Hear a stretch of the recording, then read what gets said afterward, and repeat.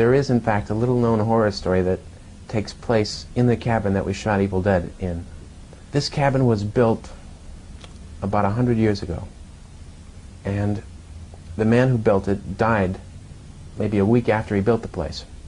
And it's located in this valley surrounded by these mountains that have an incredible amount of iron ore in them, so that during thunderstorms, most of the lightning bolts are attracted to this valley.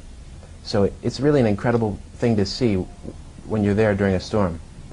Well, no one lived in this cabin for the next 20 years, and it was probably around 1910 or so when a family of 3 moved into the place.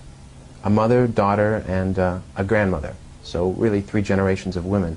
One night during a thunderstorm, this little girl woke up and she was scared by all the lightning happening around the cabin.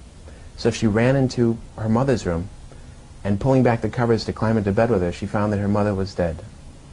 Well, she was so frightened she ran screaming into her grandmother's room, and somehow that same evening she had died also during the night. And they still don't really know why both of these women would simultaneously die in this place.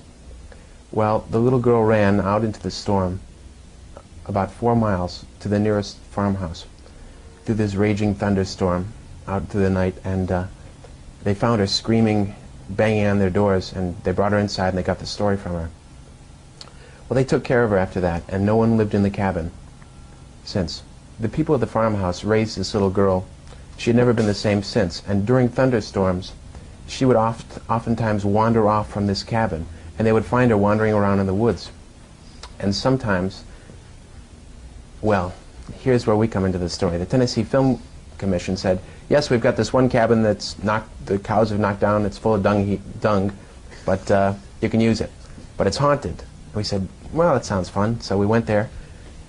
As we were shooting, the fella from this farm came by, and he told us the story of exactly what happened and how his folks had taken in this little girl who was now a very old woman, and that because there had been this thunderstorm the night before, he was looking for this woman because it's possible she had returned to this cabin. And as far as we know, they never found the woman while we were down there shooting, and she could still be roaming those woods around Morristown, Tennessee.